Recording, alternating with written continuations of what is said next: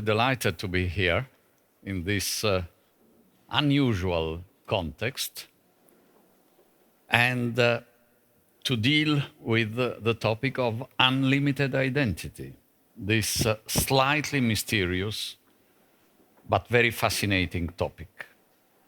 You probably expect me to unveil my own identity or identities or lack of identity. And you probably expect me to confess to you in this sanctified church how I feel about it. I will certainly try to do that. But first, I wish to devote a moment or two, with your permission, to your identity, the identity of Leiden University.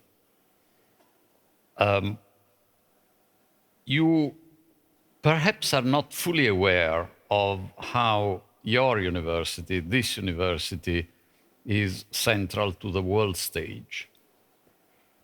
I will mention just three personalities deeply linked with the history of the University of Leiden.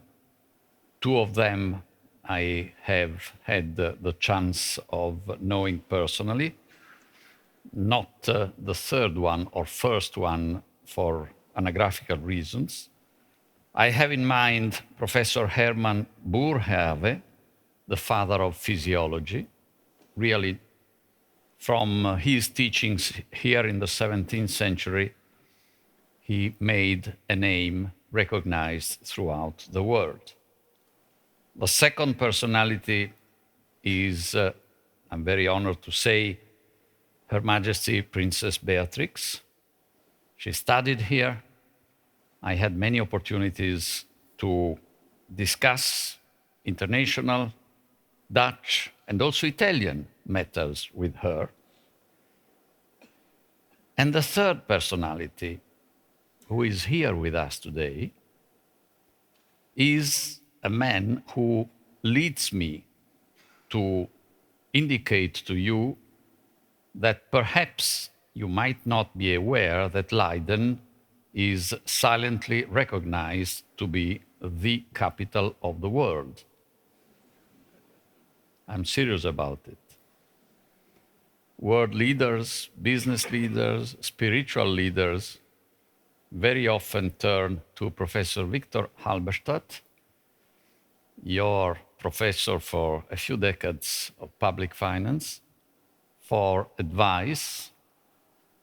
And he is really keeping the world in its many manifestations united, because he's an enormous facilitator of people when people meet with difficult issues. And I myself, on several occasions of my life, not least when I was in charge of Italy, had the benefit of this profound familiarity and friendship with Victor.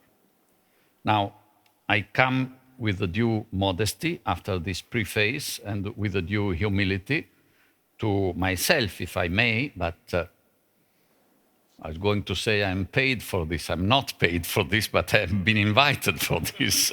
So you'll allow me to cope a bit with my own identity, and then more importantly, with the identity of Europe. Well, my own identity is certainly not unlimited, yet is manifold enough to put me at some challenge of intellectual and psychological gymnastics on occasions, because I am Italian, but am I Italian? I'm a man of Southern Europe, but am I really a man of Southern Europe? I was a politician, but was I ever a politician? So, and I love to study, understand, and try to reverse prejudices that we all have vis-à-vis each other, particularly in a rich and quite a belligerent continent like Europe. Now, when I'll give you a couple of anecdotes. When I was appointed the first time to become European Commissioner by the then Italian Prime Minister Silvio Berlusconi in 1994, yes, the same man whom I was invited, including by him, to succeed many years later, he sent me to make acquaintance with the future president of the European Commission, Jacques Santer. I went very timidly to Brussels to meet with President Santer. And I was in agreement with Mr. Berlusconi that I would call him after the meeting with Santer to give him my impressions. So I called him and he said, yes, I know that it went well because President Santer already called me. But do you know what he told me? And I was very anxious to hear.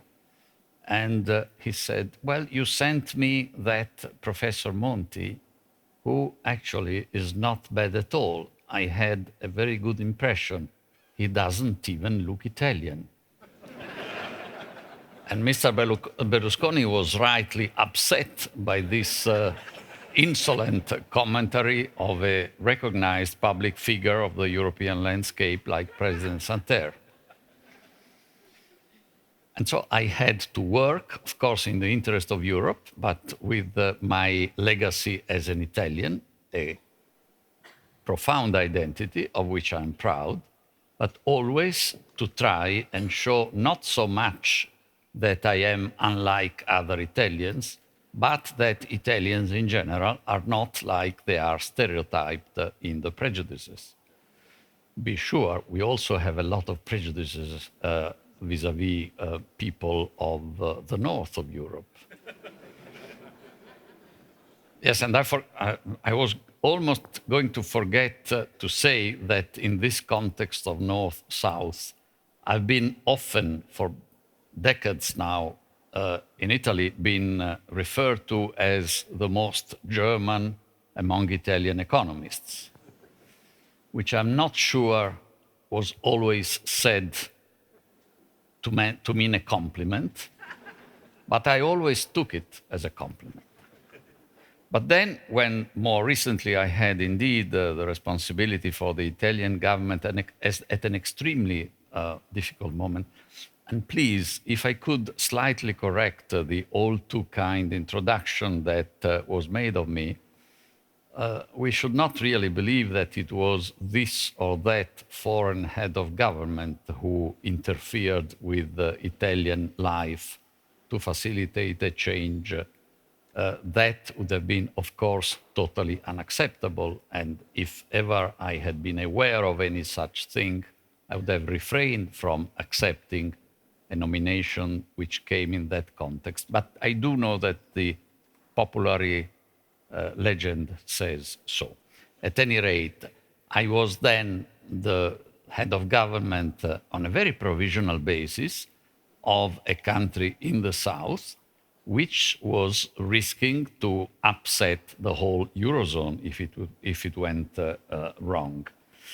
And you cannot imagine how much I had to act, not just to avoid the default of Italy, which was estimated by the financial markets in November 2011 to be of the order of 40%, not a very comfortable figure, but to dismantle the prejudices held widely in Central and Northern Europe that Italy, being a Southern European country, which is true, then of course it had to be, it must have been, probably ever a debtor. And so I worked hard, and this shows, if I may, how now, for any European country, the relationship with the rest of Europe is by no means foreign policy, is an aspect of domestic policy, and needs to be taken care personally by the head of government, and it is. I had to dispel this idea that Italy was a debtor. And also for that, we resisted the pressures of many that Italy should, like Greece, like Portugal, like Ireland, ask for financial assistance. I went to the key capitals, among which Berlin, but also Helsinki, and I had many very productive chats with the then and now Prime Minister of the Netherlands to indicate that Italy was not owing a single euro to external entities, and that we preferred to come out of the crisis with our own strength. Of course, that meant a lot of sacrifices for the Italian people, but that was needed to compensate from a period of happiness beyond the justified threshold.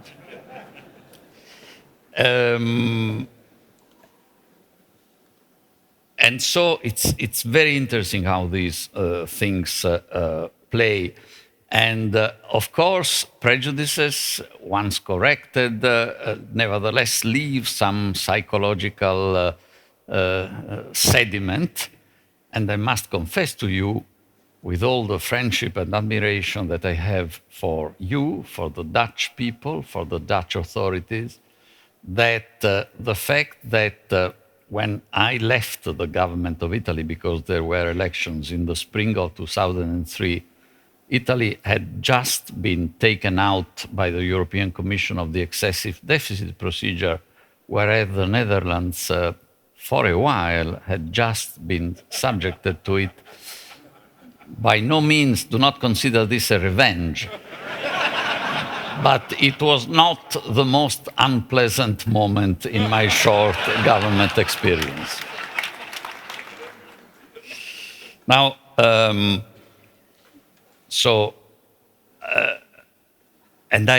if there is one thing which makes me passionate about Europe, is that for me it's like if I live in a small village on the top of the Alps, because I like the cultural mediation between the north and the south of Europe, and we have seen throughout the Greek crisis, etc., how much went wrong on both sides. I'm not giving measures, but how much, and now how difficult it is to recuperate that.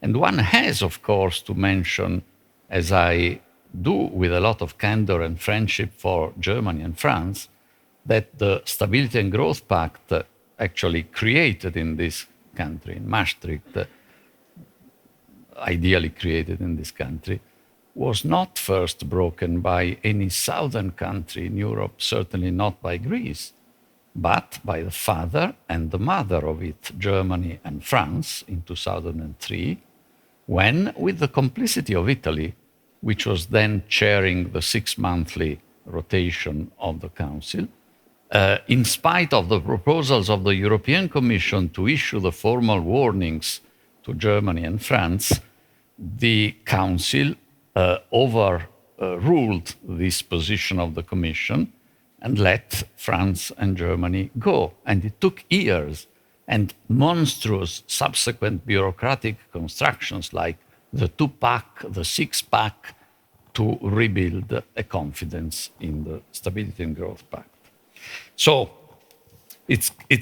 I think it is very challenging to be European, because one really has to be mentally cool, psychologically hot vis-à-vis everybody, but not to have, and believe me, it is very difficult, neither inferiority nor superiority complexes. But I am proud that Italy, after those difficult moments, is the only country in Southern Europe which made without any financial assistance.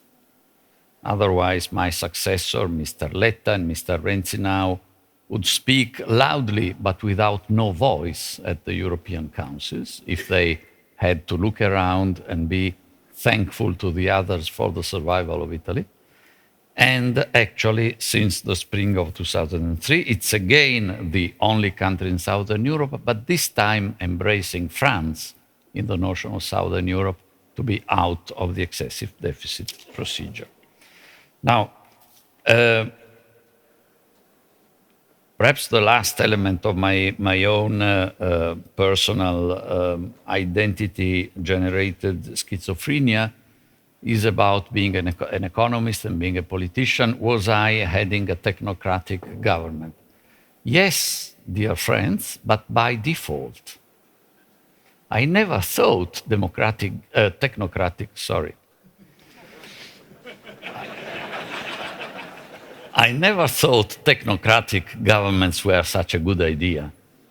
Actually, when President Napolitano appointed me in November 2011, he did so because he needed a more or less respected Italian personality who was never a member or close to any of the political parties, and yet who had, through the European experience, some experience in governance.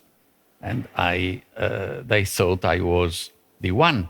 But my first act was not only to try and set up, which we succeeded to do, a grand coalition.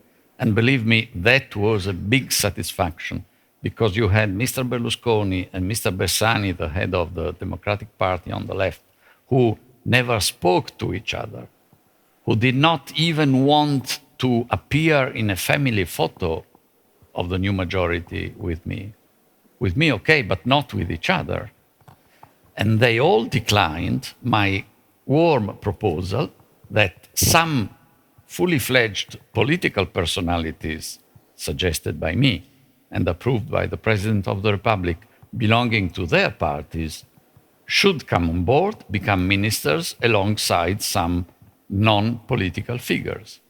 They politely declined because they could not appear with each other. Their electoral basis would not have understood that.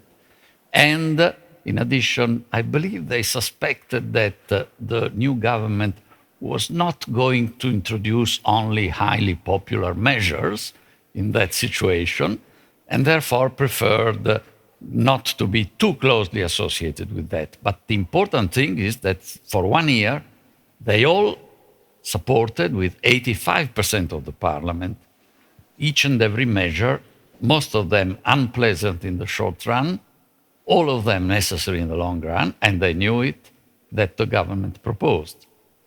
And then, of course, the elections came and they quickly dissociated.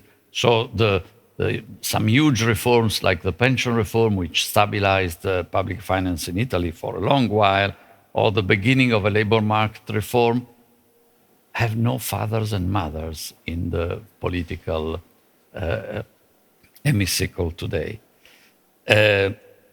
Do I believe that politicians have a superiority over other categories of mankind?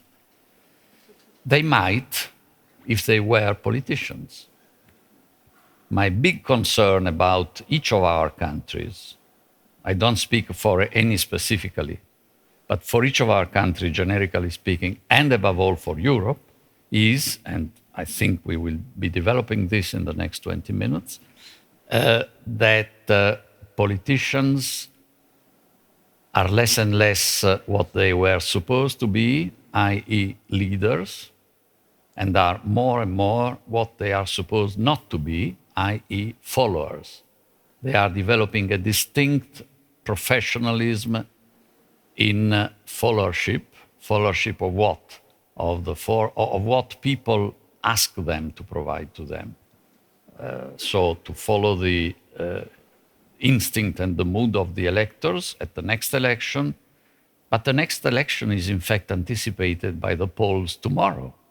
And we live in a context of total short-termism where we only leave to basically one country of the world, because the US is on our side as to this, to China, the taking care about long-term interests.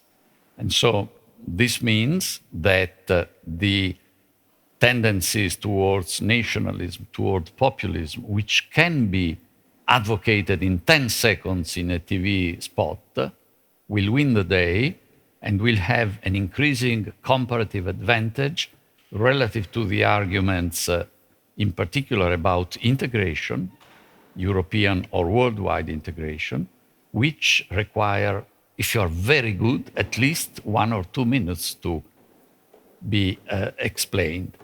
And this is the reason why I begin to wonder in my moments of pessimism whether democracy as we know it, I'm sure that there could be better forms of democracy, and integration are still consistent and compatible. If the case were not to be so, then, for example, the beauty of Europe, increasing post-war integration, which has been a magnet for new democracies to come in, would be destroyed.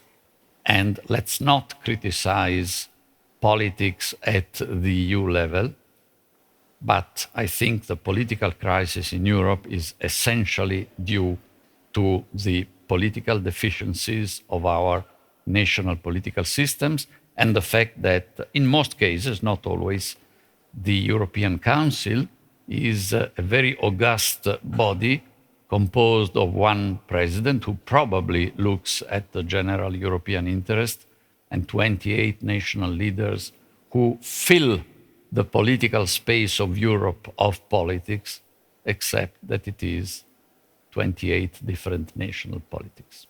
Thank you very much.